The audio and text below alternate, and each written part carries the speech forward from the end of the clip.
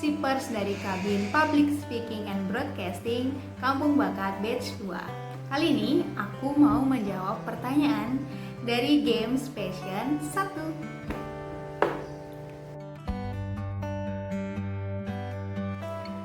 Kalau di dunia penerbangan kita mengenal istilah critical eleven atau waktu kritis yang menentukan apakah pesawat ini akan terbang dan landas dengan selamat, yaitu 3 menit pertama saat akan take off dan 8 menit terakhir saat akan landing. Nah, bagiku saat berbicara di depan umum juga memiliki masa-masa kritis yang menentukan apakah hal yang aku sampaikan dapat diterima tujuannya dengan baik oleh audiens.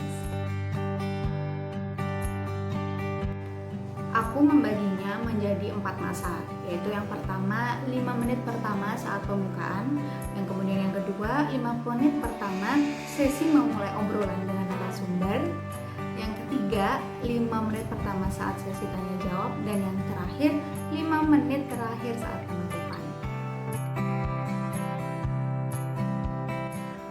Nah, yang pertama saat 5 menit pembukaan.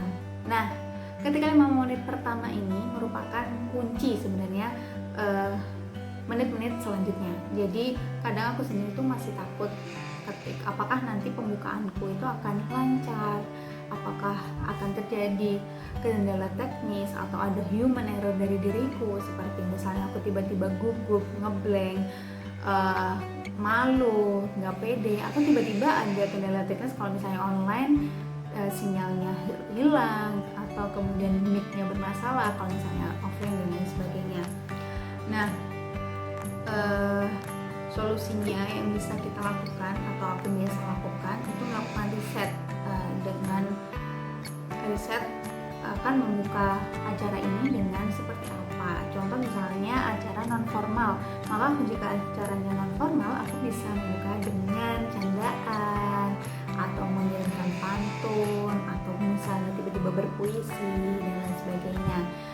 Tapi beda lagi dengan kalau acaranya formal. Tentu kalau acaranya formal aku akan lebih mempersiapkan diri, membaca lebih detail bagaimana siapa saja yang diundang, nama dan gelarnya mungkin, jadi biar tidak ada kesalahan saat menyebutkan. Kemudian tidak lupa untuk melakukan afirmasi positif sebelum dan saat acara akan dimulai.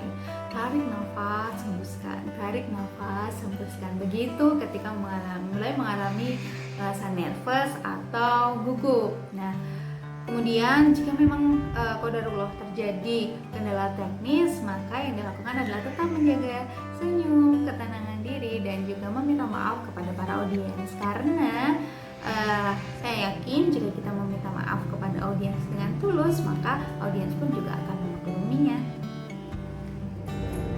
Oke, yang kedua adalah 5 menit pertama sesi memulai obrolan dengan narasumber. Nah, ini biasanya terjadi ketika aku menjadi host atau moderator.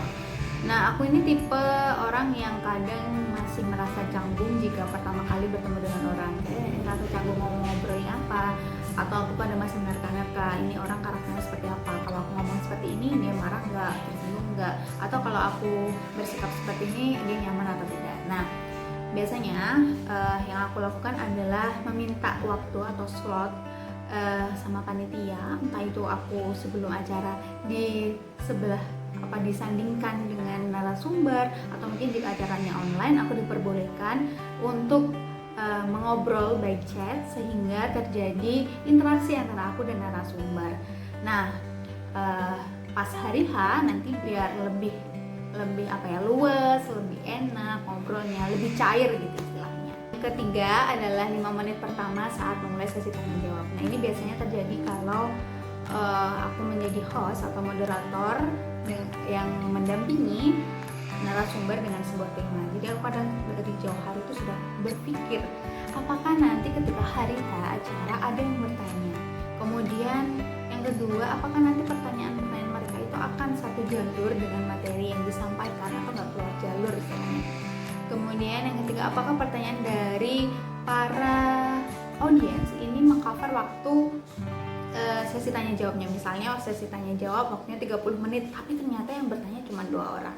Nah, ini biasanya yang sering terjadi. Jadi sebelum itu solusi yang biasanya aku lakukan adalah menyiapkan pertanyaan sebelumnya sebanyak mungkin. Jadi kita pelajari dulu, kalau boleh minta materi terlebih dahulu dari narasumber, kemudian kita buatlah list pertanyaan-pertanyaan yang mungkin akan keluar, dan atau buat jaga-jaga kalau nanti tidak ada pertanyaan gitu. Oke, yang terakhir adalah 5 menit terakhir saat penutupan.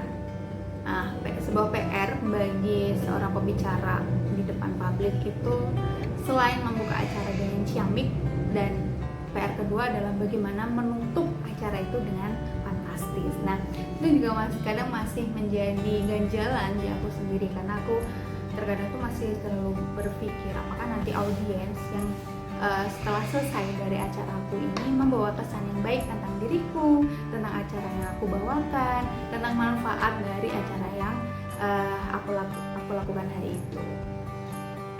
Jadi sebisa mungkin kita tetap melakukan riset ya, riset tentang pembukaan dan penutupannya seimbang itu seperti apa, yang sama-sama memberikan kesan yang baik. Jadi pembukaannya enggak, misalnya kan kadang ada yang pembukaannya wow, tapi ternyata penutupannya kelutik gitu ya. Nah, di sini perlunya riset dari kita sebelum memulai sebuah acara, bagaimana nanti pembukaannya, bagaimana nanti penutupannya, kira-kira yang senada dan kemudian bisa memberikan kesan yang baik bagi para audiens. Oh ya, selain dari 4 hal yang sudah aku sebutkan tadi, aku masih mempunyai ketakutan lainnya, yaitu aku tuh terkadang suka lupa atau pelupa gitu ya, sedikit pelupa. Jadi aku takut ketika berbicara di depan publik itu aku takut skip menyampaikan informasi penting.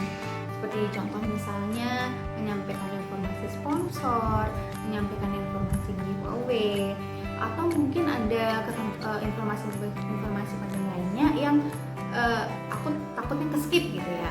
Nah, biasanya solusi yang aku lakukan itu aku minta ada panitia khusus yang stay di dekat aku untuk mengingatkan. Oh iya, waktunya sponsornya tadi belum disebutkan. Oh iya, giveaway-nya belum disebutkan, dan informasi lainnya. Jadi saat membawakan sebuah acara itu clear semuanya, tidak ada informasi yang terlewat.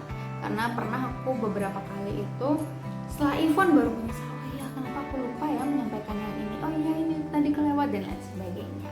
Lalu ada lagi, nah aku kadang takut atau overthinking ketika guyonan yang aku lontarkan, candaan yang aku lontarkan itu garing atau tidak membuat penonton tertawa. Ini pernah terjadi dan aku merasa krik-krik. Nah, ini di momen krik-krik ya. Mungkin masih ada banyak lagi sih momen krik-krik. Misalnya ketika kita melontarkan pertanyaan tetapi penonton tidak ada respon, atau kemudian tiba-tiba suara mic-nya hilang. Itu adalah momen-momen krik-krik yang kadang mungkin masih ditakuti oleh para public speaker ya, termasuk aku sendiri. Maka dari itu aku bergabung di Kabin PSBC Kaba Batch 2 ini, tentu agar aku menjadi public speaker yang lebih baik lagi dan juga lebih mengetahui ilmu-ilmu tentang broadcasting. Tentunya bersama Kabin PSBC, be brave and let's speak out. Hai, terima kasih sudah menyimak videoku sebelumnya. Nantikan lagi keseruan dan ceritaku tentang games yang ada di Kabin PSBC Kaba Batch 2. Bye, assalamualaikum warahmatullahi wabarakatuh.